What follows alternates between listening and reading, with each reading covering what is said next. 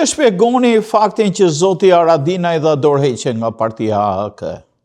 Për zotin Haradinaj, si luftar, kom një respekt veçantë, veç kohën e maj në atë kohën kur boni një ofenziv Serbia jashtëzakonshme e ndjeki shqiptarët ka do iken plot anek nej, Haradinaj qëndroi mrena edhe zoni i tij dëgjohej rezistencës për liri. Familja Haradinaj është një familje historike, një familje trime, familje që ka dhënë shumë për Kosovën, edhe komandanti Ramush Haradinaj, generali, e meriton çdo respekt për luftën e tij madhështore. Kur është çështja për politikë, unë kam disa mospajtime me, sepse ne heroin ton Ramushin, që ende konsideroj heroj, ato s'mundesh me humbë, ato kanë met. Historia nuk mundë më rishkruas, kthesh mundesh me kthy mrapa me thonë, jo s'ka luftu Ramushi, ka luftu. Ata që duhen me amohu, a kupton. Kemi disa mospajtime, se ne kemi përkrah, bile mas lufte me njerë kemi sjell në Shtetet Bashkuara të Amerikës, kemi taku me atëherë vice presidentin Biden. Në vërtet ka qenë kryetari i komitetit, Bideni ka qenë kryetari i komitetit për marrëdhënie me botën e jashtme. Kemi bë takime për të në Washington. Jody Guardi dhe Shirley kanë shku, kanë marrë pjesë në Hag, kanë vizitu në Hag. Kanë vizitu në Hag, plus kemi angazhu avokat për mbrojtjen e tij. Domethënë, ai ka qenë për neve një simbol i lirisë. Edhe është, si lirë. Politikisht i ka bërë disa gabime, unë mendoj që i ka bërë pa nevojshme, e tash, tërheqja e tij nej, pa marrë parasysh se ai tërheqet, ndoshta ka janë disa arsye, ai e di më së miri, ai tha vetë, është një kohë gjatë, si udhëheqësi i AHK-s, edhe do në t'ja lejon dikuj tjetër, edhe natyrisht që nuk pat edhe suksese në zgjedhjet e fundit, që është e kuptueshme. Mirë po unë mendoj se megjithatë influenca e tij do të vazhdojë, ai do ta ketë një rol shumë të rëndësishëm, po marr parasysh do të ketë në një pozitë në parti ose kudo tjetër, ose si parlamentar, po kudo që është, fjala e tij do të çon pesh. Vetëm dëshiroj që ai të jetë sa më konstruktiv, se unë jam i sigurt që zot Runa me na shërbu prapë Serbia, ai do të jetë natë e para në luftë kundër Serbisë. Zoti Agim, po vazhdojmë një çështje tjetër, ju e keni përmendur në një shkrim tuaj. Faktin që për mëngjesin e lutjeve vinë mjaft politikanë si nga Kosova dhe nga Shqipëria, bëjnë disa takime me lider amerikan të sponsorizuara apo jo, thjesht për vetë promovim. Si qëndron e vërteta? Dhe a i vlejnë këto takime? Zoti Rafael, unë jam një kohë gjatë merrna me që 35 vite merrem me aktivitet lobist. Unë e kuptoj se nga njëherë ne kemi bërë shumë aktivitete dhe nuk i kemi pa rezultatet. A kupton? Jo gjithmonë aktivitetet tona kanë qenë të nivelit që kanë sjell diçka të mirë, definitivisht të prekshme për çështjen tonë kombëtare.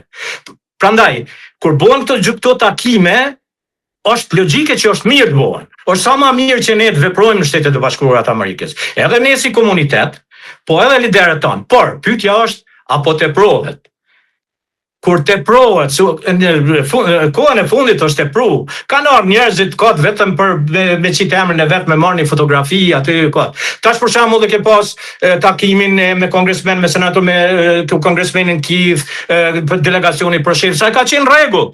Edhe këta djemë të Teksasit që kanë organizuar, ajo ka qenë e ka pas rezultatin e vet, plus ja kemi pa rezolutën e cila e ka kaluar në këto komitetin për marrëdhënie me botën e jashtme, edhe shpresoj që do të kalojë në instanca tjera. Domethënë këto janë rezultate prekse, nevojshme.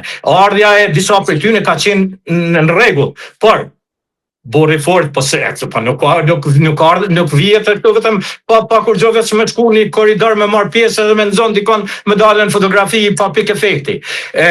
Pastaj, nëse unë personalisht, si veprimtar në Shtetet Bashkuara të Amerikës, shkoj e marr pjesë diku, edhe nëse nuk ka sukses, se unë e paguaj financat e mia, me parët mia është problemi imi, fundit. A kupton? Edhe pse ajo nuk është e mirë.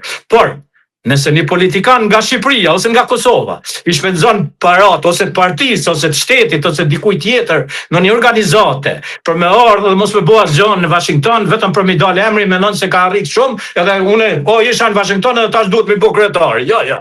Jo, për por.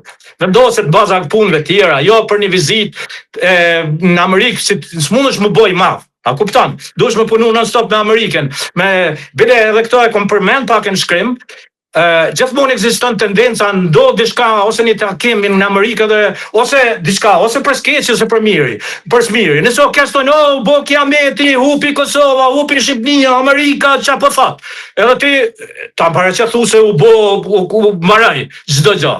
Ajo është vetëm një segment, një moment. Atër ose në anën tjetër është gabim kur e bojnë një takim shumë të rëndësishëm, edhe thonë, u bo Kosova mriti, u bo e pavarë, po mënaj e pavarë është, po unë jaftë nga gjithë bota, hinin Kombet Bashkuar me NATO, u siguru NATO-ja, jo.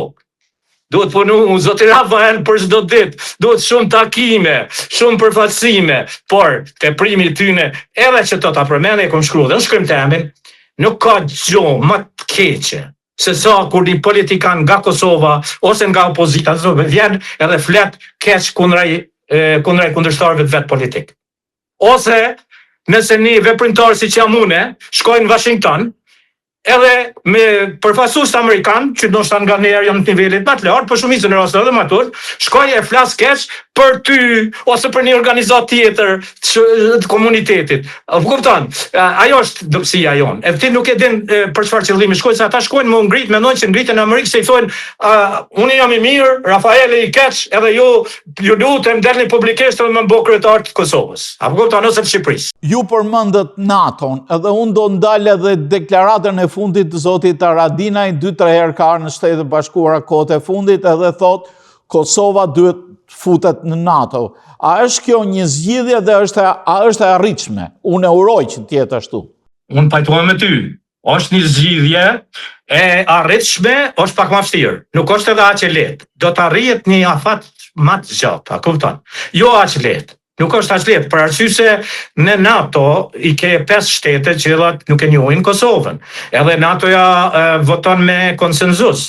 Dohet një presion i jashtëzakonshëm edhe nga Evropa, shtetet që kanë njohur Kosovën, edhe nga Amerika, NATO shtetet tjera, që ato të shojnë pe dhe ta njohin, ta mundsojnë që Kosova të hyjë NATO.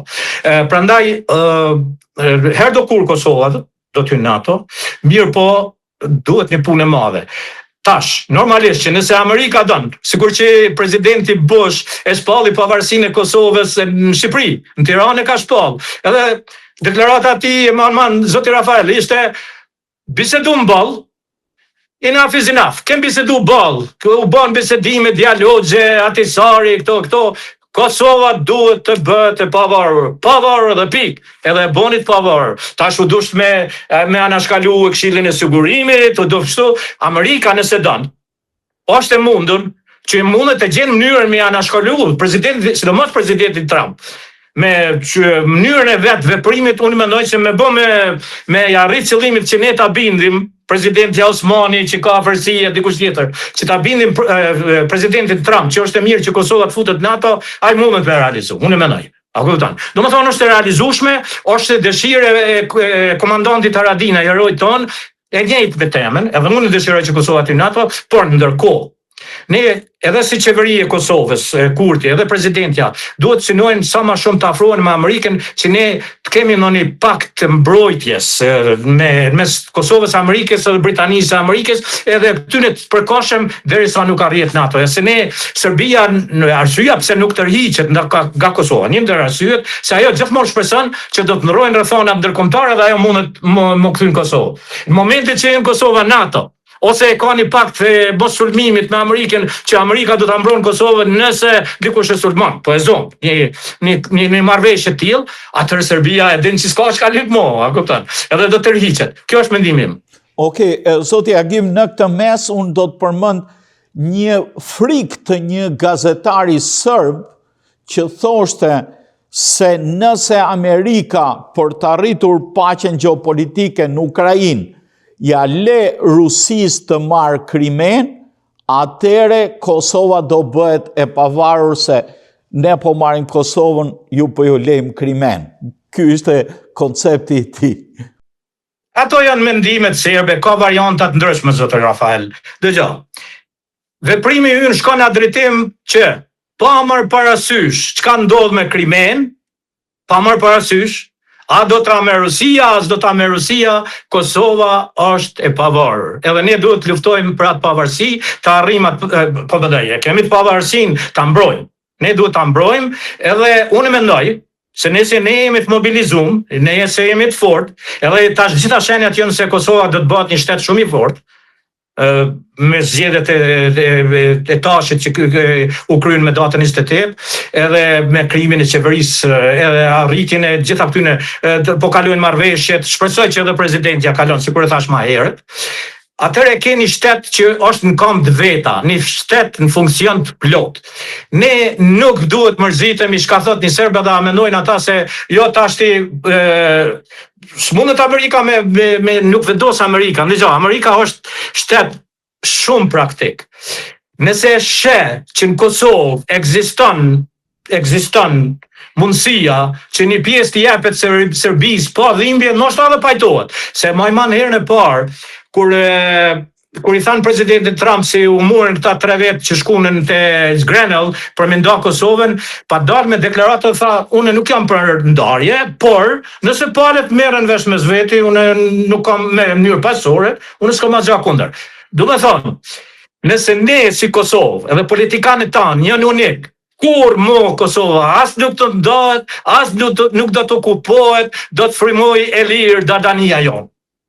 Zoti Agim, ju uroj pavarësinë e Kosovës së shpejti, edhe natyrisht edhe ajo është dhe vlerësimi i angazhimit e punës suaj në gjithë këto vite, edhe së bashku me Ligën.